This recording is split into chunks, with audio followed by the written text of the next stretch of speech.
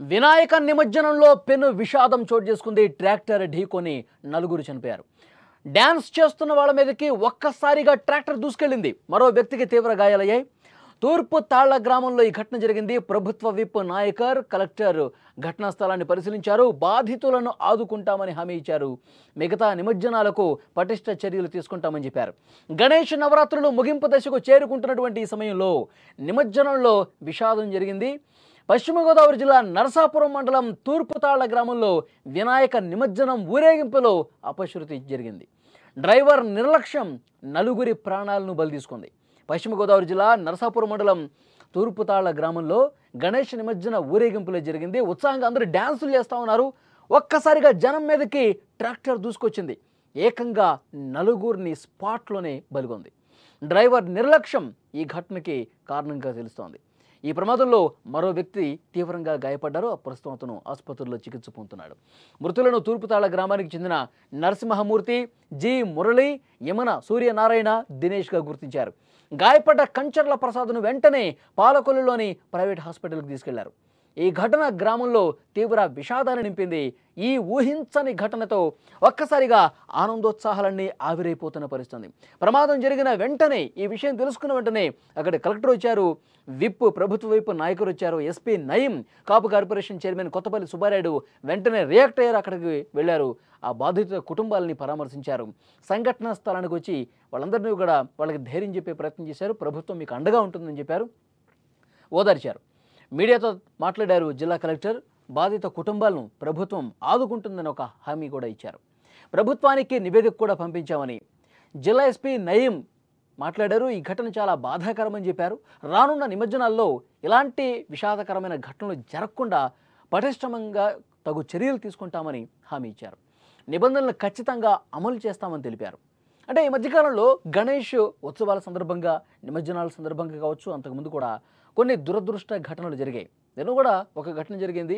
దూసుకొచ్చినటువంటి ఒక వెహికల్ ఒక్కసారిగా అక్కడ అప్పటి వరకు చాలా సంతోషంగా, ఉత్సాహంగా కనిపించినటువంటి భక్తులందరూ కూడా ఒక్కసారిగా మీదకు దూసుకురావడంతో చనిపోయినటువంటి పరిస్థితి. అంటే డెఫినెట్గా ఇలాంటివి జరుగుతున్నప్పుడు తగు జాగ్రత్తలు తీసుకోవాలి. రోడ్ల మీద ఇక్కడ వచ్చి ఇంత ఉత్సాహంగా, చాలా సంతోషంగా గణేష్ నిమజ్జనాల్లో పాల్గొనే సందర్భంలో జాగ్రత్తలు తీసుకోవాల్సినటువంటి అవసరం ఉంది. కొన్ని నిబంధనలు పాటించకపోవటం వల్ల, కొన్ని చోట్ల వాహన డ్రైవర్లు నిర్లక్ష్యంగా వ్యవహరించడం వల్ల భక్తుల ప్రాణాల మీదకి వస్తున్నటువంటి పరిస్థితి.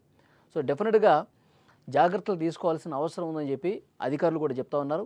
ఈసారి ఎక్కువ సంఖ్యలో రోడ్ల మీదకి రాకుండా, అంటే వీలైనంత తక్కువ మందితో ఇలాంటి కార్యక్రమాలు చేపట్టాలని చెప్తున్నారు. కొన్ని చోట్ల స్థానిక అధికార యంత్రాంగమే అక్కడ వాళ్ళు ఎవరైతే పర్మిషన్స్ కోసం వస్తూ ఉంటారో, నిమజ్జన కార్యక్రమం అని చెప్పి మాకు కొద్దిగా బందోబస్తు కావాలని చెప్పి వస్తుంటారో, వాళ్ళకి చాలా క్లియర్గా, సీరియస్గా చెప్తా ఉన్నారు.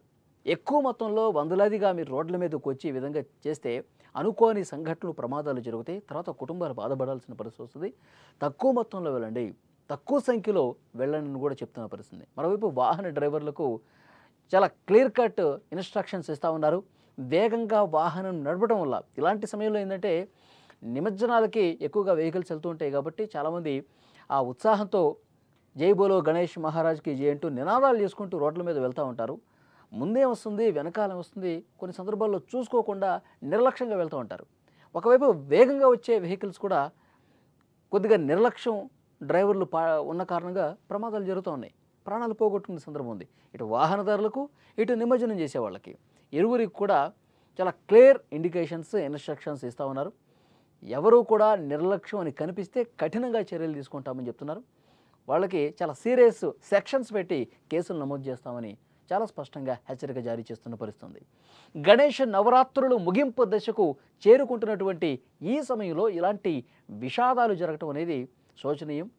నరసాపురం మండలం తూర్పు తాళ గ్రామంలో నిమజ్జనం ఊరేగింపులో జరిగిన ఈ అపశృతి ఒక ఉదాహరణగా వినిపిస్తుంది. గత 2-3 రోజులుగా ఇలాంటి ఘటనలు జరిగాయి.